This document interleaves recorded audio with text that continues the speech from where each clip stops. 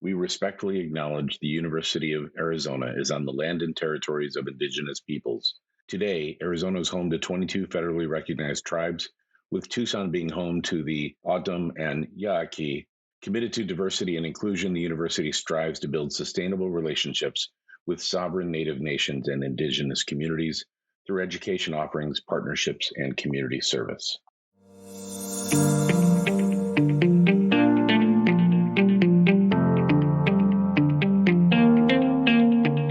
Welcome to this episode of the PA Path podcast. I'm your host, Kevin Henry, and we are glad you can join us as we seek to better understand the PA profession.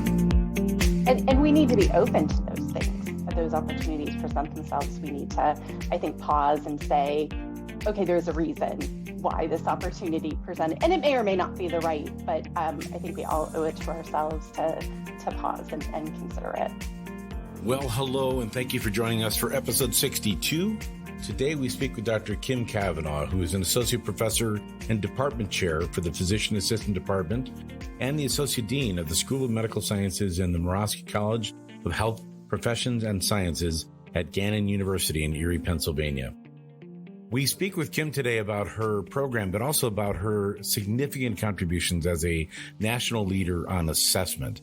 And I just want to point out that Dr. Cavanagh is a class act in that we had to do this episode twice due to technical difficulties in our first recording. So we greatly appreciate her flexibility and her willingness to come back on. This is the first time that's happened to us and hopefully the last, but technology happens, right? So we hope you enjoy this episode. And if you want to learn more about Dr. Cavanagh or her program, please go to our website at papathpodcast.com. Well, thank you again. And it's wonderful to see you. You've done such amazing things for the profession. Honestly, Steph and we have such admiration for you and what you've contributed to, every program in the country having some benefit from your contributions as a leader. And we're just excited to pick your brain about Gannon and about your own path to becoming PA. So you're kind. Well, I'm always honest and pretty consistently straightforward. So yeah, I do know that about you. So let's start, Kim. If you could tell us a little bit about your path to becoming a PA, share kind of how you ended up doing this crazy profession. Of course. So I had no idea what the PA profession was until I was a junior in college. I did my undergraduate degree in biology, was pre-med when I started, and this was early 90s. And so not unlike, I think, other people's pathways to becoming a PA. And honestly, it's interesting. When I was an undergrad, I also debated education. And so I was going to be an English teacher. That was kind of my alternative pathway. I had brought some additional credits with me from high school. And so I had an extra semester. And so I thought, I could do my student teaching and all of these things. And I didn't.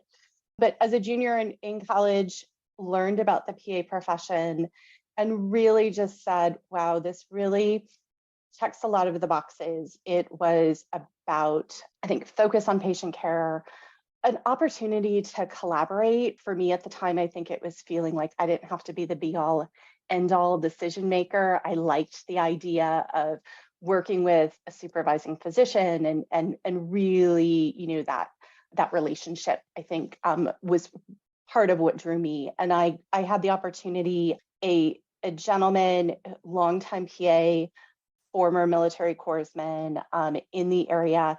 His daughter went to high school with my sister, and I didn't know that he was a PA until around that time. And, really amazing opportunity to chat with him. I remember when I got accepted to PA school, he gave me all of his textbooks. They were outdated, but it was that kind of gesture of, what can we do? And he's actually connected with our program. Like, he has come in and spoken with our students and shared his experience. So that was my journey. I finished my degree, went to PA school. I graduated from Allegheny University of the Health Sciences, which was formerly Hahnemann, now Drexel, and launched from there. That's wonderful. So it's funny how those ties come back, right? After you have a chance to be in the profession and you suddenly find yourself having an opportunity to reconnect with an old mentor and somebody supported you. That's really neat. Yeah. And I feel so blessed to, have had an interest in education and be a PA educator. And, somewhere along the way, it happened earlier in my career than I think I thought it would. I thought now would be when I would start entering PA education, and had an opportunity. Again, the universe is interesting how it aligns, but so I feel super lucky to have had an opportunity actually to fulfill both of those career interests. That's interesting that you say that, because I think that's a sentiment that we hear more, is surprisingly often, that people say, I always thought, and it's true of me as well, I always thought somewhere down the road I was really interested in getting into education, but this opportunity just came up. And so I think for our PA educators who might be listening to this episode, or just practicing PAs, or even potential PAs, I think it's good to, life is funny. It's good to have a plan, but sometimes, life has its own ideas about what's going to happen in your life, as opposed to what your plan for your life is. And we need to be open to those things. Those opportunities present themselves. We need to, I think, pause and say, okay, there's a reason why this opportunity presented, and it may or may not be the right, but I think we all owe it to ourselves to pause and consider it. Yeah. And I don't know a lot of people. In fact, I'm not sure I've ever heard anyone say, it came up before I thought it would, but I regret it. Everyone that I know that has made the jump into PA education says, I just can't imagine doing anything else at this point. Yeah, no, it's true. Absolutely true.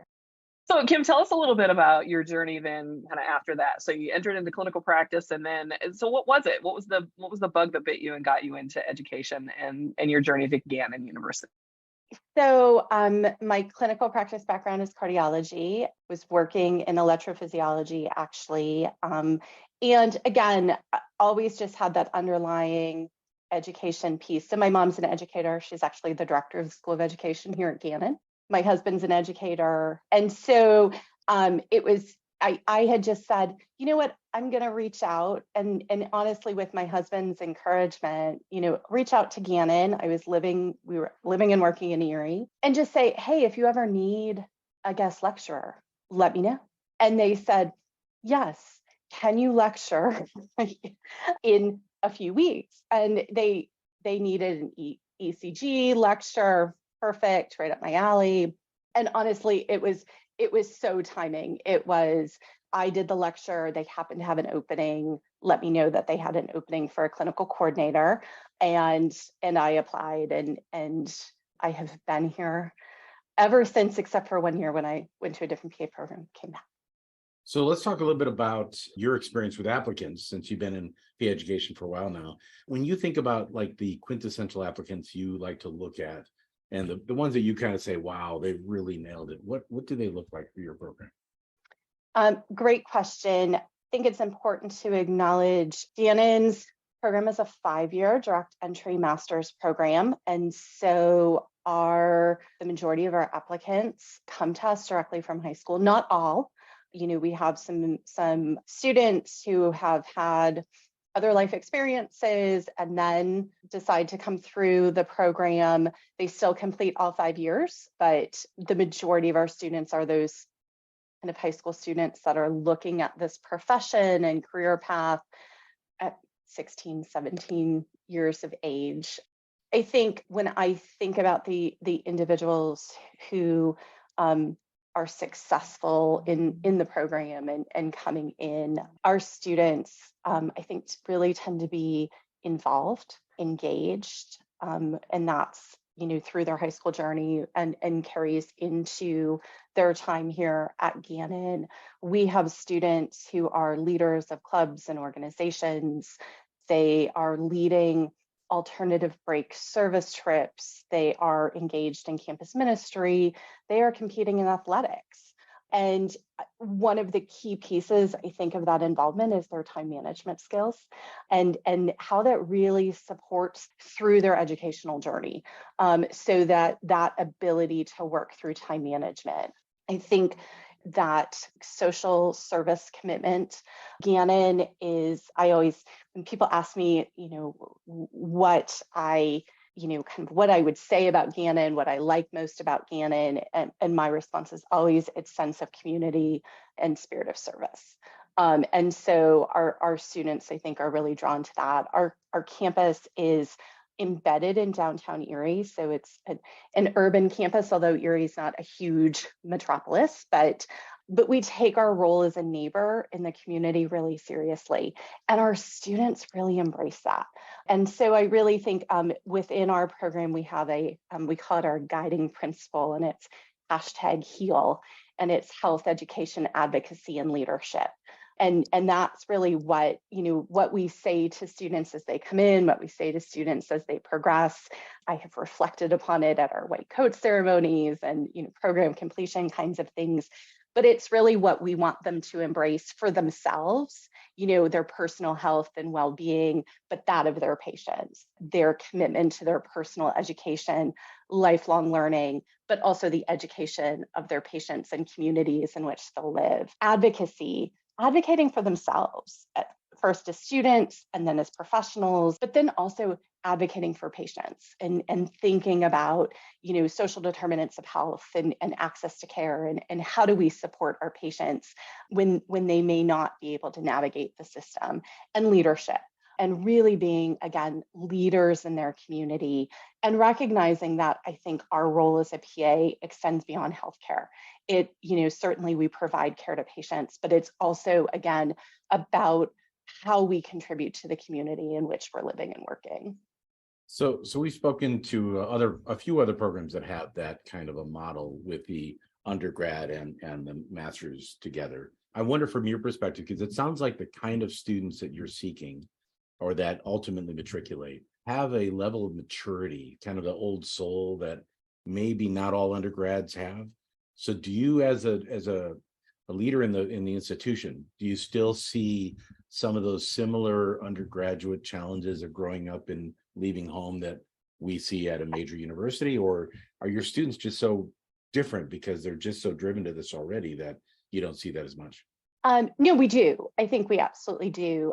We as faculty in the program advise our students through the 5 years. So we really, I think, get to know our students. It's one of my favorite parts of the job, in all honesty. It's also one of the toughest parts of the job, because advising a first-year undergraduate student looks a little bit different than advising, a first-year graduate student or a fifth-year PA student. And so certainly, I think that adjustment to college, number one, just the social piece of how do I integrate into a new environment? How do I manage being away from home and kind of figuring out my independence? How do I navigate roommate issues? And just the general social pieces that is undergraduate, but also study skills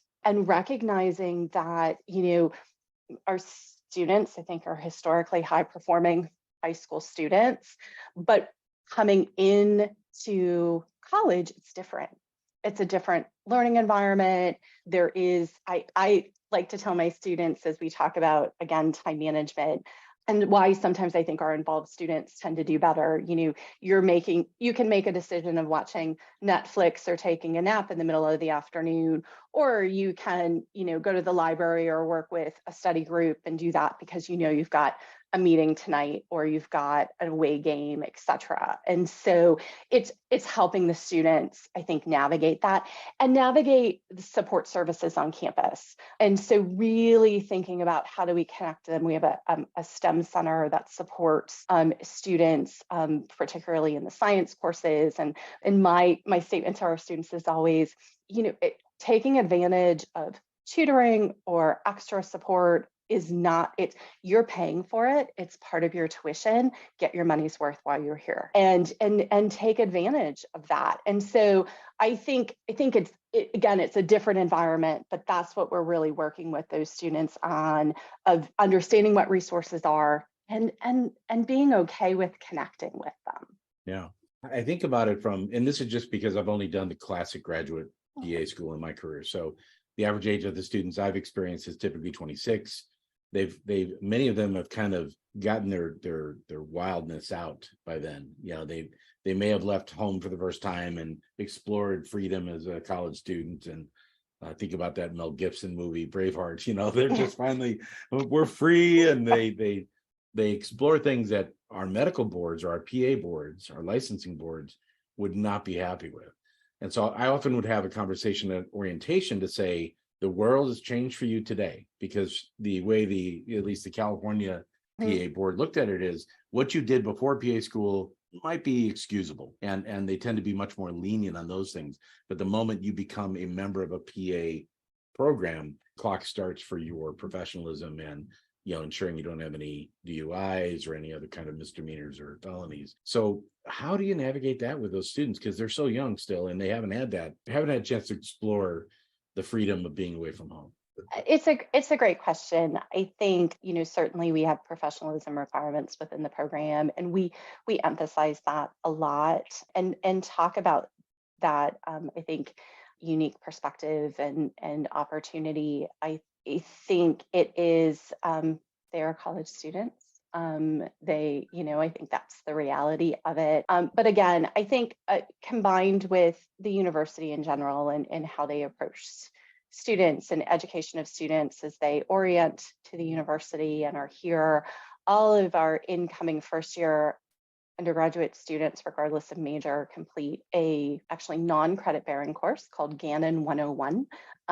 And it's really about navigating the world of college and again, what are the resources and all of those things. So I think we do our best, again, in that spirit of education, to kind of work with our students and emphasize that kind of professionalism component. Sounds like Gannon 101 could actually benefit society as a whole, because the people not going through that course, they haven't learned those lessons. It's really interesting because students look at it. We used to have we have a new liberal studies core that all of our students are required to take, and we used to have a course called first year seminar, which was part of a first year experience. It was credit bearing, 2 credits, covered some of the same stuff. We taught it within the program so we could do some kind of intro to the profession kinds of things. But students, including my 2 children, one of whom came to Gannon and graduated last year, one of whom is a current Gannon student, come in looking at it going, well, that feels like a waste of time. But I think once they experience it and realize the content, and again, it's really about how are you successful? How are you, and being a citizen, right? Yeah. It's how do you navigate college and how do you connect with resources and all of those things. But it's also these elements of citizenship. And again, speaking to roles within the community and leadership, I feel like it provides a foundation. Students, as with some things, may not appreciate it in the moment, but upon reflection, I think they probably move back to that experience and that content more than they may even realize that they're doing. Sure. Well, I'm going to switch gears just a little bit and change the topic to one that I'm quite certain is near and dear to your heart, and that is assessment. Most folks in the PA education community know you as the assessment guru, and you've had a tremendous amount of involvement in developing some of the assessments, some of the standardized assessments within PA education. So talk a little bit about your work with PAEA and the testing products, and how you feel those have benefited both programs and the profession. Absolutely. I think one of my favorite parts of being a PA educator and something I'm super proud to have had the opportunity to be involved with PAEA and their commitment to supporting programs in the expansion of assessments and exams that are available.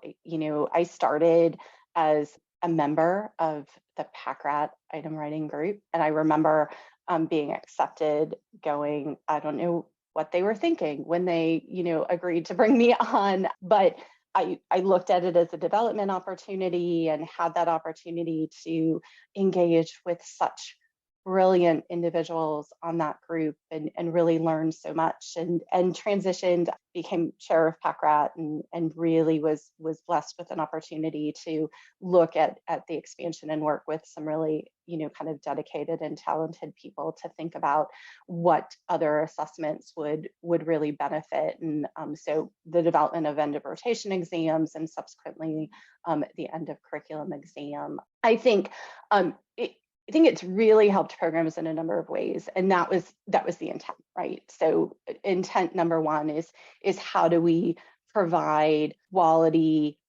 validated exams to assess students that provide national comparative data that can help programs. It helps students kind of get a sense of where they're at. It gives them some targeted feedback, but also helps programs in curricular review and things. I think equally as important, I'm going to say, is what it's allowed programs to do from a faculty workload and time perspective, and the piece of how much time it really takes to write a really good exam. And it takes a whole lot longer than we think it does. And I think what we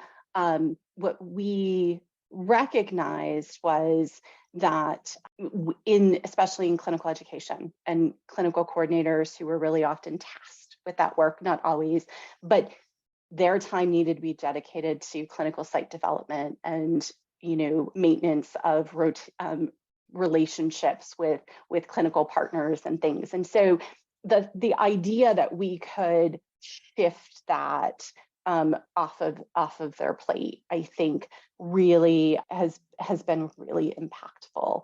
I will own, I don't know that I ever imagined that they would be as well received and adopted maybe as they are.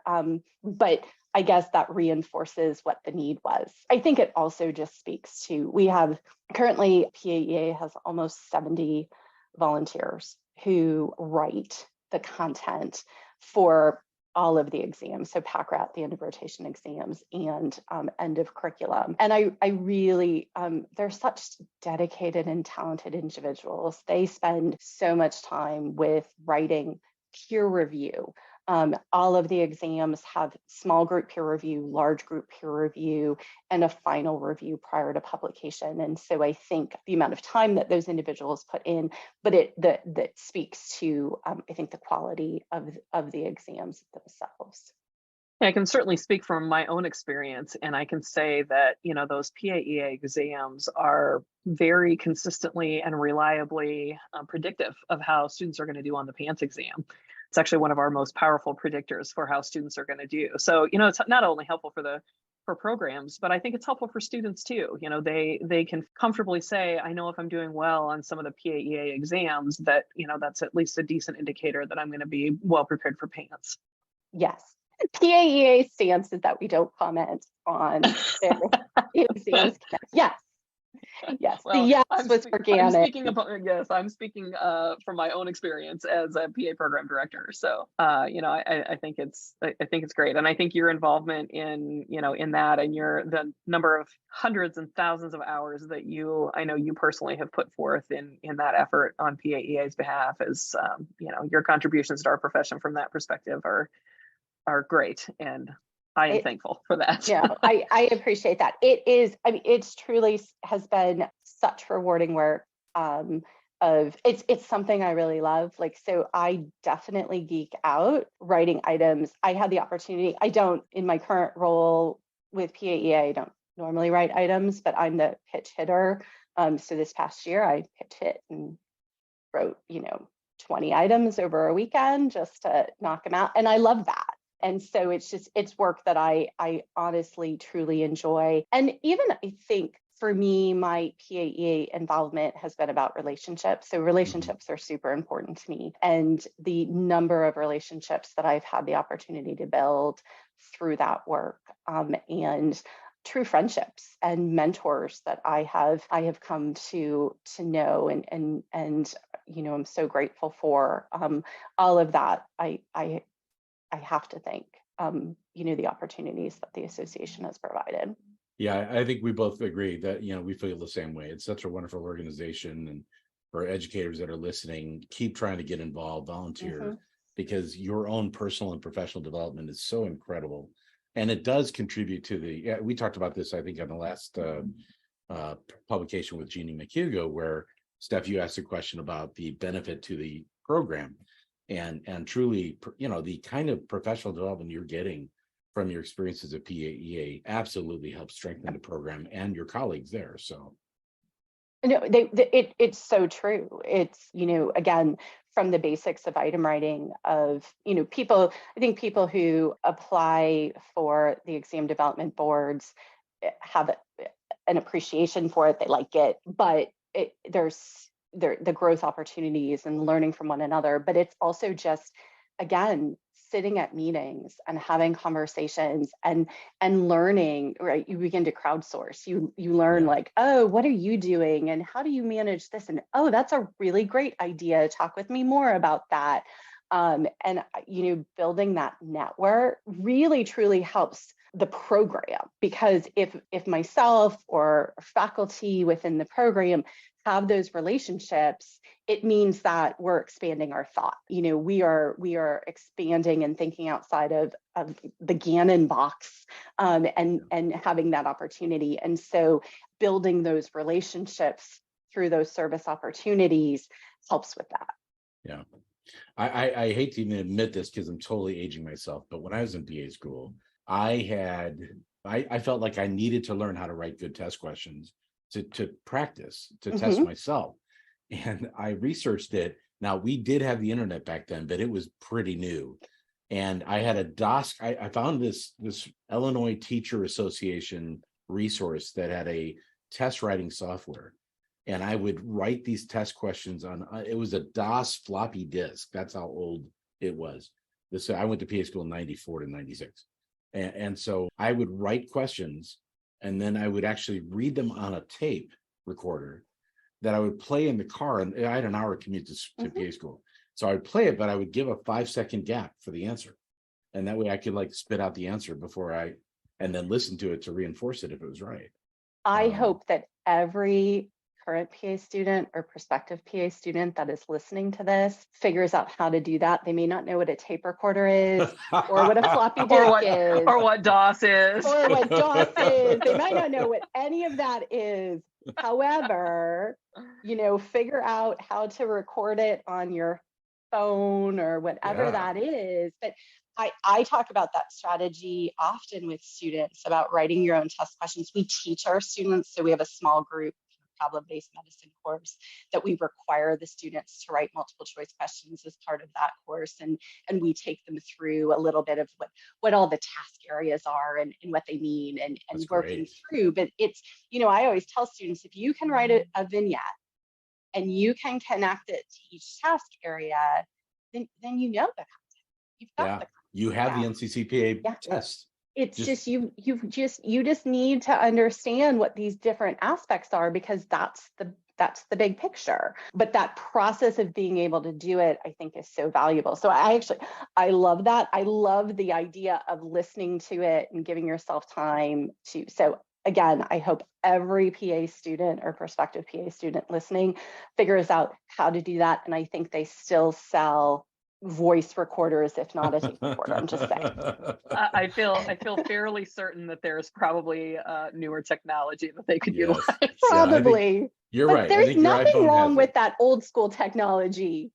So as you think about Gannon University in your current role Mhm. and kind of the things that you're challenged by as you look at the PA profession specifically, because I know you have a role that's more involved with other programs there. There's so much going on in the PA profession these days with the conversation of the doctoral summit that happened a month ago, the physician associate title, the laws that are changing in states. Here in Arizona this week, yesterday, the governor signed a new scope of practice bill in Arizona that will allow PAs with 8,000 hours of clinical experience that's in a collaborative, working relationship with physicians, can now have much more autonomy and freedom to practice without a collaboration person of record.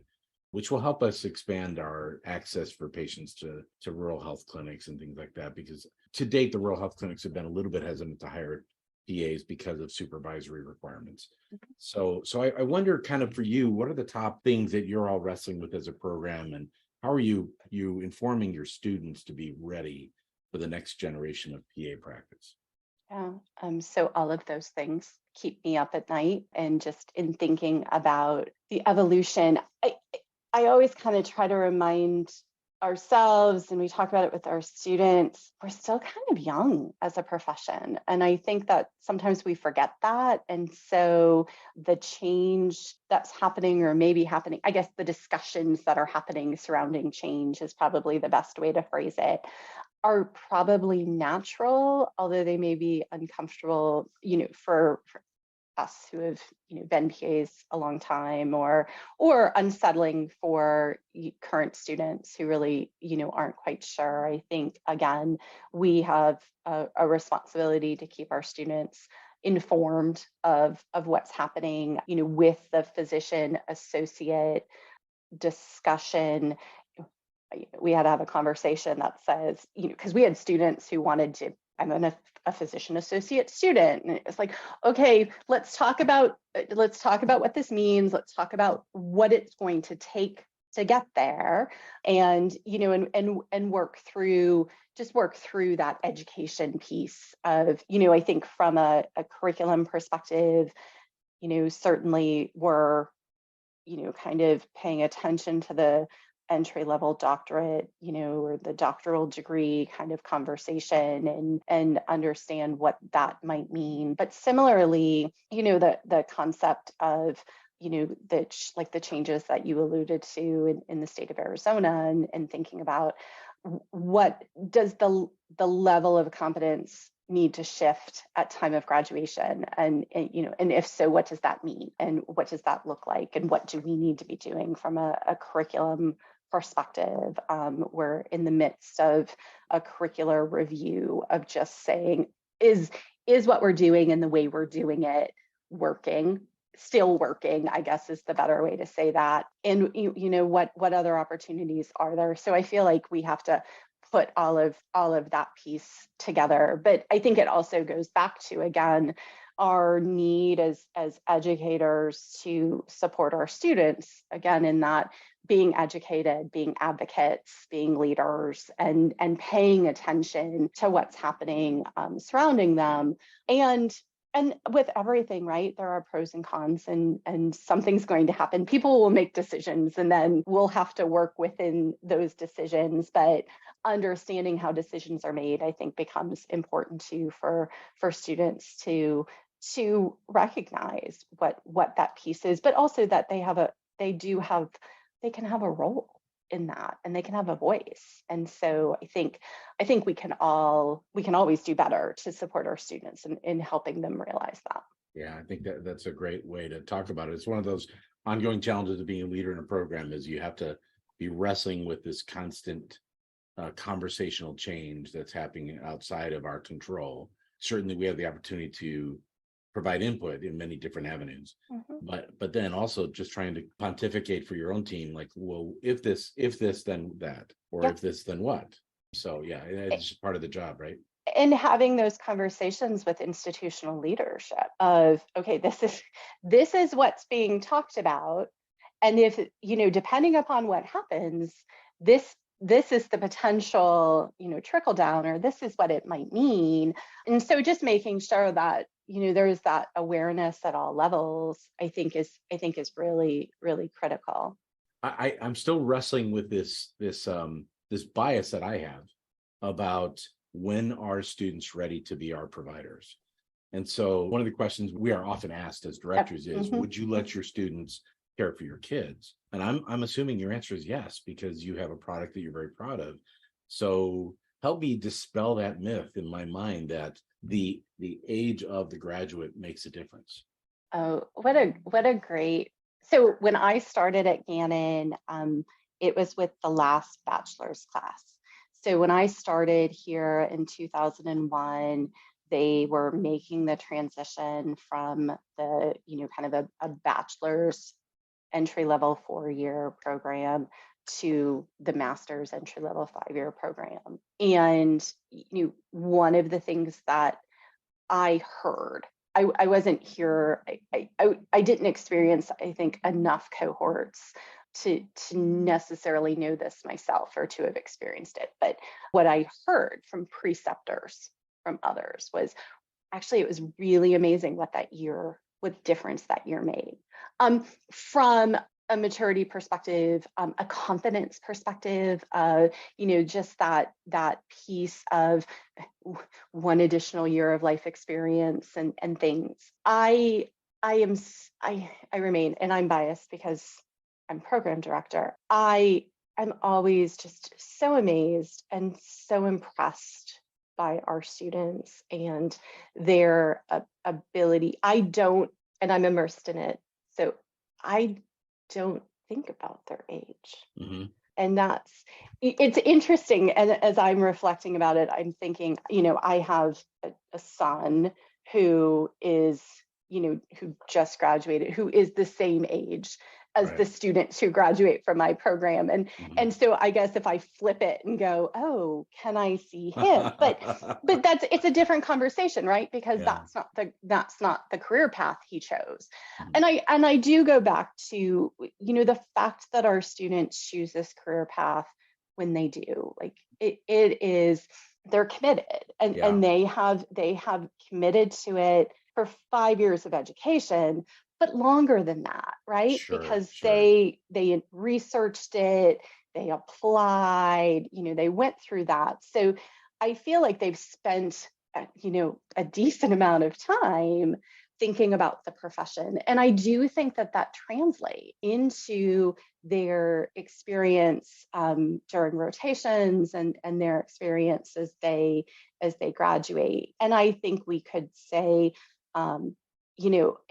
competence, levels of competence, can vary regardless of age. And, I think we could see that at any program. So it is, I think it's interesting, but it's not something I hear about. I don't have prospective employers reaching out to me asking like, wow, they're really young. Mm-hmm. Like I don't hear that, which I'm really glad, I want to hear that, but that's not, so I guess, I don't know that dispels your thought, but it's, again, and I own that I'm immersed in it and I think there's some parallels, right? So I always as a program director, I did an exit interview for every graduate. Oh. And one year I tend to change the themes a little bit on what I'm looking at based on data, based on experience, and based on my own whimsical kind of thoughts at 2 a.m. But one year I focused on the length of time it took for them to make their dream happen. And it was about 7 years, right? The average was 7 years for that class of 60. So we're really talking about the same thing. It's just that your students realize it at a much younger age and are very driven towards that. But it's about 7 years, and they're going through the exact same, presumably same curricular aspects. We all cover the same modules, the same organs, the same history of the profession required by ARC, et cetera. So I think really the only difference would be that the average students that I would enroll in my previous institutions had a few years of life experience in between college and graduate school. But does that really translate to being better prepared or more competent? Sounds like the data would suggest no. Yeah, I think it, my experience has been no, but I don't have enough experience outside of this environment to necessarily say so. Well, Kim, before we close, we always like to give our guests an opportunity to really reflect on anything else that you might want our listeners to hear, or any other thoughts that you might have, parting thoughts or parting advice for pre-PA students for whom this podcast was born. So anything else that you'd like to share with us?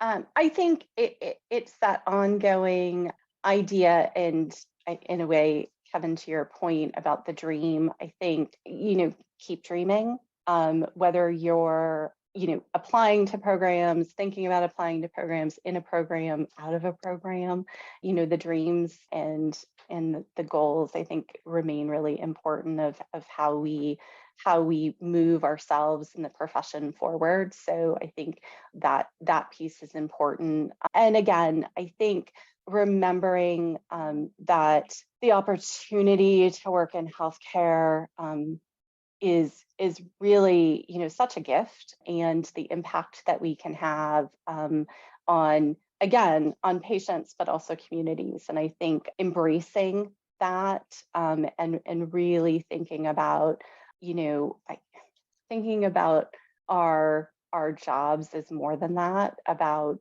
kind of, again, that impact. One of the pieces that I have appreciated about being a PA educator, and I'm not clinically practicing, haven't for a while, is that reminder that I'm still impacting patients through my students. And so I thank them for that. I thank them, for the ability to continue to impact patients. And so I think, as one, thinks about the educational journey to becoming a PA, and one is working through prerequisites and all of those things, remaining focused on their why. It's been a little while, but I've previously taken our students through that kind of why conversation, and done it early on and said, make yourself a note and let's revisit this in year 5 and see what that looks like. But keep thinking about that why and why you've chosen the journey, and remain dedicated. Patients need us. Again, they need us to advocate for them. They need us to support them. We think about things like social determinants of health and all of those factors. We need to support and impact patients beyond just our medical knowledge. And so I think figuring out how that works through their education, and yeah, you need the knowledge. We need you to be competent, but we also need individuals to be empathetic and compassionate. And so how do we support that piece as well? That's awesome, Kim. That is awesome. Great insights. One year, one of my brilliant ideas was to ask that why. They wrote it down on a card, and then we taped it under the seats for commencement for them to open up and remember. And sadly, I just couldn't remember to keep doing this. So oh no, I love that though. What a great for the one class, it was a great idea. No, we tend to do that, right? I'm a really great one idea person. Yeah, totally. I will say that your point about being the impact you have, I often think about this from years ago, and I know the numbers have changed, so this isn't accurate anymore, but years ago, the AAPA put out data that said the average PA would see 100 patients a week. Yep. And so one year I thought about this from the perspective of the ripple effect. And if the average graduate sees 100 patients a week, and you have a class of, say, 50, right? So you've got, what's that, 5,000 patients a week being seen by that class. You multiply that by the number of students who've been part of training and the number of years they've been out. And the numbers are astronomical. Yeah. So we have the chance to impact them as educators on being culturally humble and, having their medical knowledge polished up and having the tools to continue to learn after they leave. We really, I think it's a privilege, like you said, to be part of it. So absolutely blessed to have the opportunity. Yeah, absolutely. Nothing but gratitude. Well, Kim, we are so grateful for your graciousness, for returning to a second recording of this due to our technological issues. And again, just thank you so much for the contributions you've made for our profession and for our students with assessment and all your other leadership things that you've done.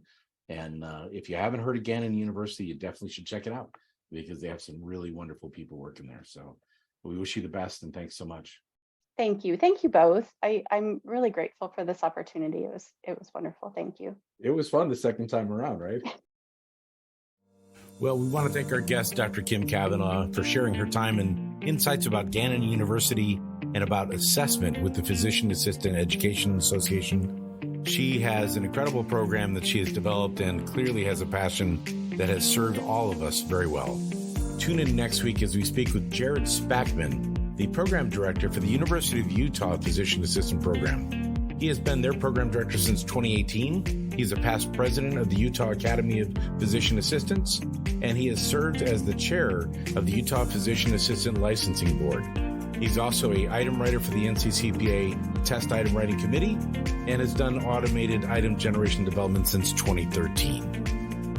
Until next time, we wish you success with whatever path you are walking in life, and thank you for joining us. The purpose of this podcast is to provide news and information on the PA profession and is for informational purposes only. The views and opinions expressed on this podcast are those of the speakers and guests and do not necessarily reflect the official position or policies of the University of Arizona.